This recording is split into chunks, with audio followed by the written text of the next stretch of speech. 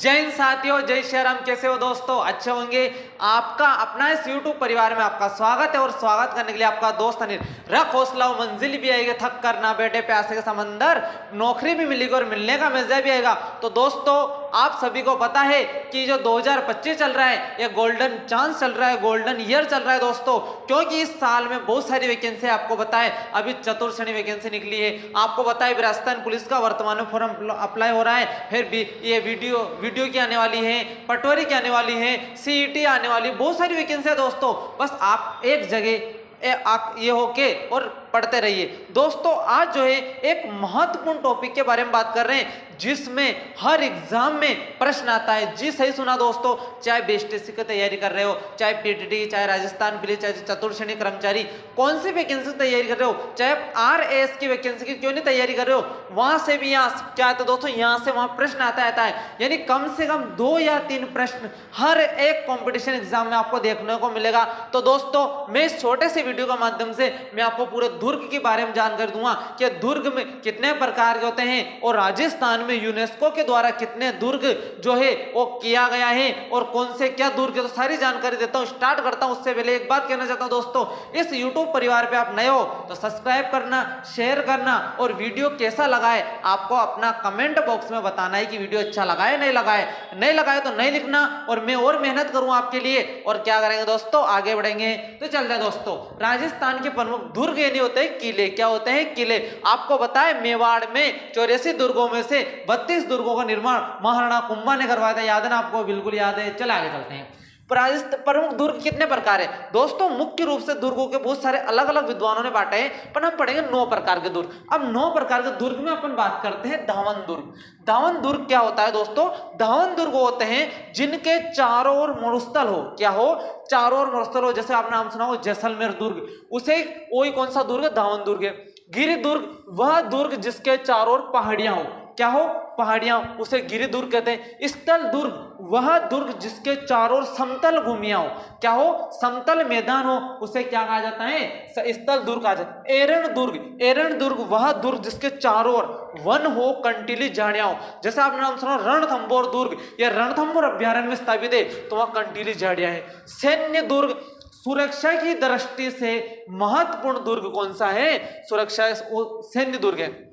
ओदक दुर्ग, जिसे क्या कहा जाता है? जल दुर्ग कहा जाता है। ऐसा दुर्ग जिसके चारों ओर दुर्ग हो, नदी, चारों ओर नदियां का पानी हो। जैसे आपने सुना गागरोन दुर्ग, आपने सुना भैंसरोडगढ़ दुर्ग, इसकी ट्रेगे भैंस गई पानी में। मैं बताऊं क्या होता है। पारिक दुर्ग दोस्तों, तो पारिक होता है, पारित होता है। पारिक दुर्ग का होता है जिसके चारों ओर बड़ी बड़ी खाइयां बनी हो, वह दुर्ग जिसके चारों ओर बड़ी बड़ी खाइयां बनी हो। पारिद दुर्ग, वह दुर्ग जिसके चारों ओर मिट्टी की बड़ी बड़ी क्या बनी हो? दीवारें बनी हो। वन दुर्ग, वह दुर्ग जिसके चारों ओर क्या बने हो? वन ही वन लगे हो, बने हो नहीं हो, वन ही वन लगे हुए। अब बात करते हैं विश्व धरोहर सूची में राजस्थान के प्रमुख दुर्ग। दोस्तों, राजस्थान के 6 दुर्ग ऐसे हैं जिसे विश्व धरोहर सूची में शामिल किया गया है। और इन 6 दुर्गों में से प्रश्न आता है, इसकी ट्रिक है आम, आम, चीकू, गाजर। आम, चीकू, गाजर। आम से आमेर, ची से चित्तौड़, गा से आम, चीकू से कुंभलगढ़, गा से गागरोन, ज से जैसलमेर, रा से रणथंभौर। ध्यान रखना दोस्तों, आ से आमेर बनेगा, ची से चित्तौड़गढ़, कू से कुंभलगढ़, गा से गागरोन, ज से जैसलमेर, रा से रणथंभौर। दोस्तों, यहां से लगभग 90% प्रश्न यहां से बनते हैं, क्योंकि ये विश्व धरोहर सूची में शामिल किया गया इन 6 दुर्गों को। तो ध्यान रखना। अब थोड़ी सी बात करते हैं, अब एक दुर्ग पढ़ने वाले कुंभलगढ़ दुर्ग। दोस्तों, कुंभलगढ़ दुर्ग क्या है? ये दुर्ग है, सबको बताया। हाँ दोस्तों, ये दुर्ग है, दुर्ग नहीं, ये किला है, किला नहीं, ये कुंभलगढ़ अभ्यारण्य में स्थापित है। तो दोस्तों, यहां से प्रश्न बहुत सारे बनते हैं। पहले ही प्रश्न बन लेगा कि कुंभलगढ़ दुर्ग किस जिले में है? राजसमंद जिले में। किस अभ्यारण्य में है? कुंभलगढ़ अभ्यारण्य में। किसके लिए बनाया था? तो कुंभल देवी के लिए महाराणा कुंभा ने इस दुर्ग का निर्माण करवाया था, इसलिए इस दुर्ग का नाम क्या रखा गया है? कुंभलगढ़ दुर्ग रखा गया है। अच्छा, फिर बात करते ये क्या है? ये माय गॉड, ये एक मंदिर है? नहीं, ये क्या है? ये दुर्ग है। क्या है? दुर्ग है। हाँ सही सुना दोस्तों, दुर्ग है, ये दुर्ग है। हाँ ये दुर्ग है। कैसे? देखो ये जो अंदर बना हुआ है ये दुर्ग है। क्या है? दुर्ग। कल्पना करो, मानना पड़ेगा। क्या करना पड़ेगा? मानना पड़ेगा। तो आपने मान लिया, अच्छा मान लिया। तो ध्यान रखना दोस्तों, मैंने एक आंख बनाई है, बनाइए, बिल्कुल बनाइए। इसे आंख कहते हैं। हाँ दोस्तों, इसे मेवाड़ की आंख कहते हैं। क्या कहते हैं? इसे मेवाड़ क्या कहते हैं? इसका नाम है कटारगढ़। क्या नाम है इसका? कटारगढ़ है। और इसे मेवाड़ की आंख कहते हैं। ये महाराणा कुंभा जो है ना, इस कुंभा का निवास स्थान था। और इस कटारगढ़ दुर्ग के अंदर, कटारगढ़ दुर्ग के अंदर बादल महल है। कटारगढ़ दुर्ग के अंदर बादल महल है। और उस बादल महल के भी अंदर, बादल महल के भी अंदर जूनी कचहरी है। क्या है? जूनी कचहरी। वहां महाराणा प्रताप का जन्म हुआ था 9 मई 1540 को, जेठ शुक्ल तृतीया को, यानी इसकी शॉर्ट है GST। ओ माय गॉड, इतनी सारी बातें। हाँ दोस्तों, कटारगढ़ दुर्ग को मेवाड़ क्या कहा जाता है? यह महाराणा कुंभा का निवास स्थान है। बादल महल के अंदर, जूनी कचहरी के अंदर महाराणा प्रताप का जन्म जेठ शुक्ल तृतीया को 9 मई 1540 को महाराणा प्रताप का जन्म हुआ था। अच्छा थोड़े आगे चलते हैं। ये क्या है? ये छतरी। What is this? ये छतरी है। और छतरी किसकी दोस्तों? पृथ्वी सिंह सिसोदिया की छतरी है। और यहां से पूछा गया इसका शिल्पी कौन है? तो दोस्तों इसका शिल्पी है घषण पन्ना। क्या है? घषण पन्ना। हाँ दोस्तों सही सुना है, घषण पन्ना है। और इस पूरे दुर्ग का जो है शिल्पी, शिल्पी यानी कारीगर कौन है? तो इसका कारीगर ध्यान रहा मंडन है। क्या है? मंडन है। और जो दीवार दिख रही ना, ये छोटी मोटी दीवार, इसको हल्के में मत लेना दोस्तों, बहुत भारी है।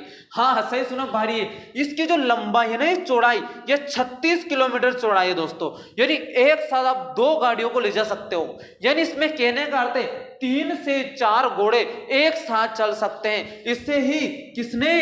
कर्नल टोड ने एट्रुस्कन दुर्ग कहा है। एट्रुस्कन दुर्ग कहा है, ध्यान रखना। और ध्यान रखना, इसे भारत की महान दीवार से तुलना की गई। इसे भारत की महान दीवार कहा जाता है। प्रश्न आता है कि इस दुर्ग का उपनाम क्या है? तो इस दुर्ग के बहुत सारे उपमान से कहा जाता है मेवाड़ का मेरुदंड। मेरुदंड का अर्थ अपने शरीर में एक रीढ़ की हड्डी होती है, उसे मेरुदंड कहते हैं ना, उसी प्रकार से कहा जाता है मेवाड़ का मेरुदंड। इसे कहा जाता है मेवाड़ की छाती पर उठी तलवार। मेवाड़ की छाती पर उठी तलवार, इसे कहा जाता है मेवाड़ शासकों की शरण स्थली। क्या कहा जाता है?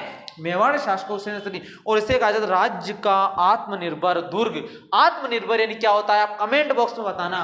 तो दोस्तों ये अपना कुंभलगढ़ दुर्ग का एक बार और रिवीजन करो। कुंभलगढ़ दुर्ग राजसमंद जिले में है, या कुंभलगढ़ अभ्यारण्य में है। कुंभल देवी की याद में महाराणा कुंभा ने बनाया था। इसके अंदर कटारगढ़ दुर्ग है। इसे मेवाड़ क्या कहा जाता है? कटारगढ़ दुर्ग के अंदर क्या है? बादल महल है। बादल महल के भी अंदर जूनी कचहरी है, जो 9 मई 1540 को महाराणा प्रताप का जन्म जेठ शुक्ल तृतीया को हुआ था। और इस कुंभलगढ़ दुर्ग का शिल्पी पूछे तो मंडा ने, ध्यान रखना, इसमें 3 से 4 घोड़े एक साथ दौड़ सकते हैं। 36 किलोमीटर दुर्ग है। और कर्नल टोड ने से एट्रुस्कन दुर्ग का है। क्या कहा है?